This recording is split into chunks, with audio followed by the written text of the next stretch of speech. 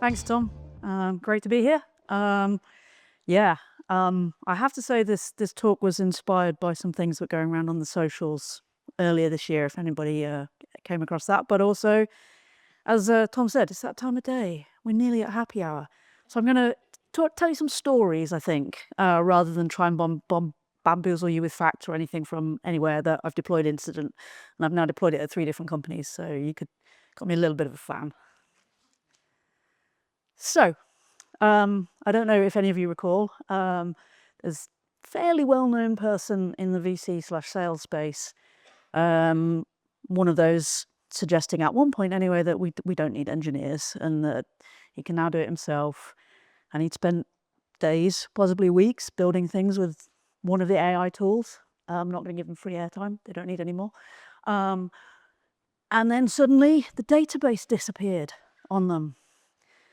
And then there was a lot of panic and there was a lot of, this isn't fulfilling the promise. Well, let me tell you, as a leader, I have encountered this with humans. We don't need AI to delete databases, although it can do a very good job of it. And I have to say I was quite amused by seeing all of this just a little bit.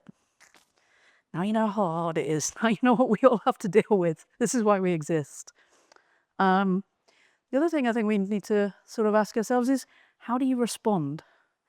When this happened to me, I was a skip level away from the people that did the thing, and how I showed up mattered. Adrian mentioned this in his talk earlier about execs being in there and showing up and stunting things from your engineers. But also, in both cases that I'm going to talk to you about, or I'm referencing in this talk, the engineers knew what they'd done. They were scared and unhappy with themselves already. They didn't need somebody coming along and yelling at them. And they were doing their damnedest to fix the problem.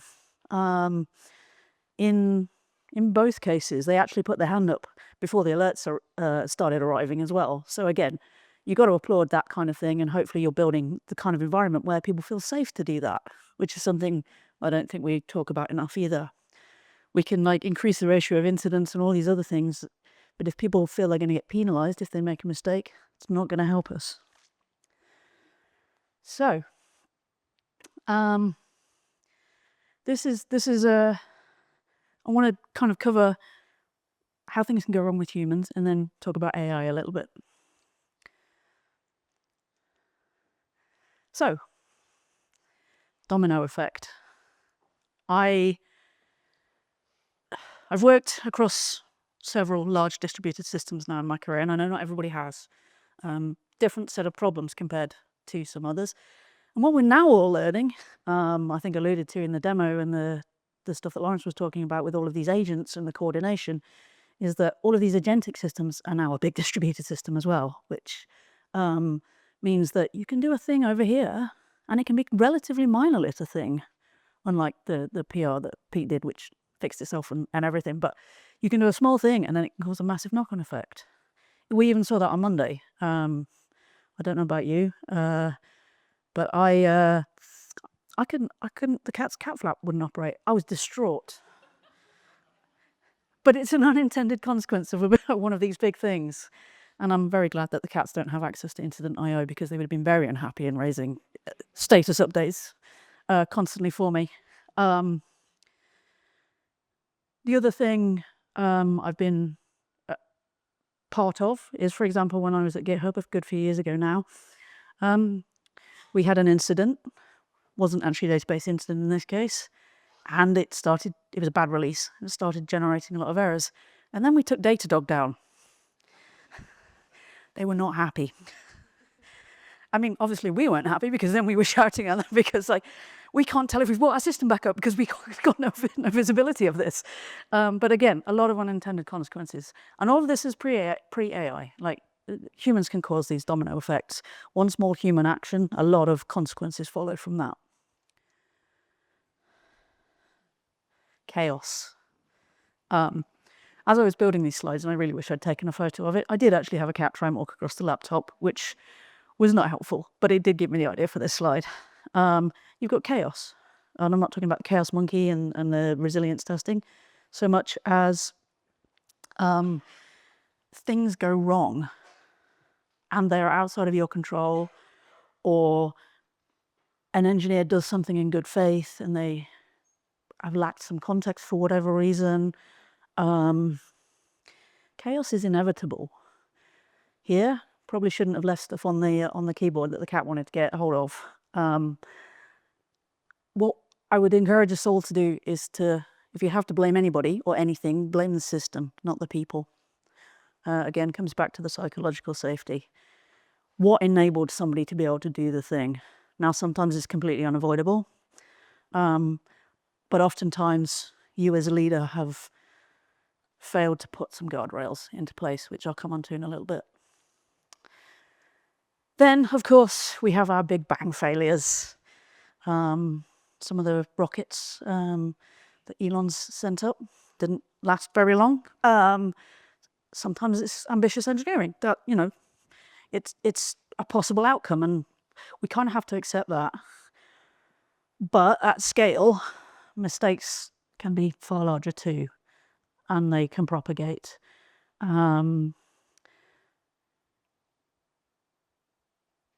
What's your role as a senior SRE, senior principal, a leader here? What are you doing in this situation? Because there's always going to be these things, and again, we haven't even talked about AI yet. How are you responding? Are you shouting and screaming at people? Are you jumping into Slack channels going, what's up, what's up, what's up, even though Incident's already posted an update? And it's pretty good at kicking you when you forget to do updates. Or are you observing things, putting thumbs ups on things, or whatever your company culture is for how you respond in Slack? Are you letting the engineers know that you've got their backs? Because I think that's something that we, as people, need to talk about perhaps a little bit more than just the operational aspects of, have we got a process for this? Are we checking that? Are we stopping that? So this is where I want to give you sort of my perspective and things that I think are beneficial for you in terms of leadership and dealing with incidents. The crash barriers I mentioned earlier, it's not going to stop somebody hitting the accelerator instead of the brake, but it probably means they're not going to go off the side of the mountain. Okay, so we're limiting the impact of what could go wrong. We're accepting that there will be issues with how somebody is driving, or somebody else is driving and then it impacts somebody else. But we're looking to build better roads. The tarmac thing that works better at all temperatures, advocating for tyres with things, again, that are better in all weather.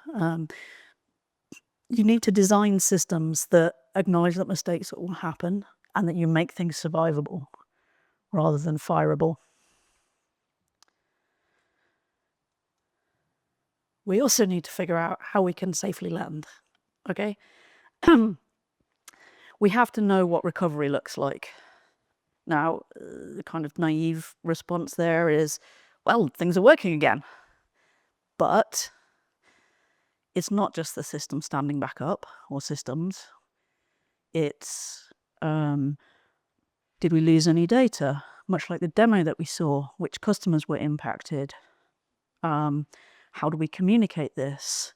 Brian talking about writing about incident reviews and putting them out publicly. Things that build community, at least in the dev tool space, is huge. Maybe not in some of the enterprise banking spaces, but all sorts of the things that I think you need to think about as a leader and encourage people to do or not do, depending on what it is. So the other thing that in smaller companies with less technical founders as well, we don't need to think about disaster recovery. We don't need to worry about it. They're never going to happen. Nobody's going to hack us. Famous last words. So I think you need to also build kind of recovery into this, but also recovery around the people. I was not an active engineer at the time in the situation, but I was at GitHub when they had their split brain incident back in 2018, if those of you that remember it. Now, that incident went on for effectively 28 hours, I think it was, but that is literally more than a day, but also with the time zones involved, there were people working on that, and it was things like rotating the incident responder off after 4 hours. It was there were definitely like recovery and database plans that had to be put into an action over the next week once the basic systems were up and running, again part of recovery plans. But then these key people that were involved either by dint of being experts or just happened to be on call at that point, giving them some time, giving them some recovery, acknowledging what they went through. Again, things that I don't think we think about, the human element of incidents perhaps as much as we should sometimes.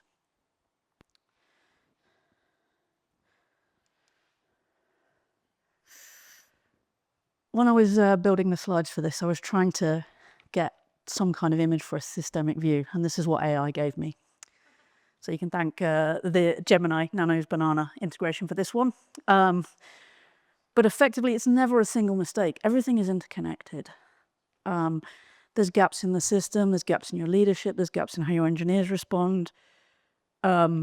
Incidents, for the most part, I think we should think of as system failures. We shouldn't think of them as individual ones. Yes, there can be a mistake that's made. Yes, there can be one system that goes down. But let's look at the whole thing and try and make the whole thing robust rather than localized maxima. So let's talk about AI, because it's 2025 and we can't not. Now, we've talked about failure modes with humans, got a new teammate. So not only is the database going to die, it's even digging a grave for us. AI doesn't sleep, doesn't need coffee, doesn't need a happy hour that we're all going to soon. And it's probably going to be pretty good at inventing very new ways of breaking things. One of the things that I'm quite looking forward to is when we have our AI agents doing our builds and our deploys, and then the AI SRE is coming and fixing it, and then the AI agent is approving that PR, and nobody even contacts me at all. But we're not quite there yet. I'm a believer at the moment that AI is great for augmentation, can do some things very, very well, takes away toil, can speed things up, everything else. But it's also going to help us in generating bad code that we might miss. It's, if you give it the wrong credentials, you're going to be able to run a mock across your production systems. Is that in your disaster recovery plan? Agent goes wild. I think what is happening is that it's expanding the surface area for failure. And that's something that we need to think about, and maybe people are not thinking about that side of it from an incident management point of view. So, little safe friendly car with his little cone there rather than a big exploding rocket this time round. We need guardrails, and we need guardrails for AI, and this isn't just use an MCP server or that kind of thing. It's more about if a human can do it, an AI can do it faster and probably worse. That's not a word, but expect failure. Do we expect failure with human systems? And I'm not sure we all do, even though it's inevitable. I think there's a lot of, but our system's great, it's not gone down in this long, or nobody's ever tried to do this with it. They will. Somebody will if you're good enough or popular enough. Somebody will do something silly at some point. So I think we need to plan for recovery, and we need to really be thinking about what these agents, both building and using and operating our systems, mean in terms of incidents and recovery and resilience. I don't think it changes the fundamentals, but I just think it adds a dimension that I'm not seeing enough people talking about at the minute, which is why I wanted to talk about this here today. And also because, yeah, having had 2 engineers delete databases, I think we need to talk about some learnings. I think the key learning from that, and with respect to any of the other things that I've mentioned, is resilience. In the 2 situations that I talked about, engineers were connected to the production database from their own machines. Now, ignoring whether that's a good thing or not, or whether there should be Bastion hosts or not, they were. And they thought they were connected to staging and not to production. And then things didn't go very well. Those of you who've been there are probably nodding in sympathy at the moment. I've never quite done that one. Back in my day, when internets were not as good and things, I was connected to a database running a migration once when it during a release when it decided to drop all my connections. That was scary enough. But yeah, these engineers were doing things that were good for the business. They were doing the right things in theory. They were engineers that I would hire again. These are not flaky engineers doing silliness. They're generally thoughtful. They're generally looking at what they're doing. And they made a mistake. They're humans. So I think we need to think about the when, not the if, in both of these cases. What happened? Well, in one of them, it was a slightly less senior engineer, and I congratulated him. Told him he was a real engineer now. You're not a real engineer till you've broken production. I think that surprised several people at the time, not leadership, but some of the other engineers. It was like, there's no point in me jumping in a Slack channel shouting at people, or in this case, the Incident IO channel, as was. We'd already rolled it out there. And we talked afterwards that he was very much of the, wow, I wasn't expecting that reaction, but we need to build these people up again, to Mary's point from earlier, like, where are we getting our new seniors from? He's not, he wasn't then anyway, yet a senior. This was a learning experience. I mean, ideally one neither he nor I wanted to handle, but a learning experience nonetheless. So yeah, resilience of your people involved and resilience of your processes. I would say that the second incident where the database disappeared, we didn't have, it was a much smaller company. I was brought in to do some scaling there, and I couldn't justify bringing in an incident because we hadn't had an incident that was problematic enough. That was the trigger. We installed Incident IO after that. We held a post-mortem and discussed ways of avoiding things, and that was an outcome that I think the founders here are probably quite happy about. But so yeah, my loss of a database was their gain.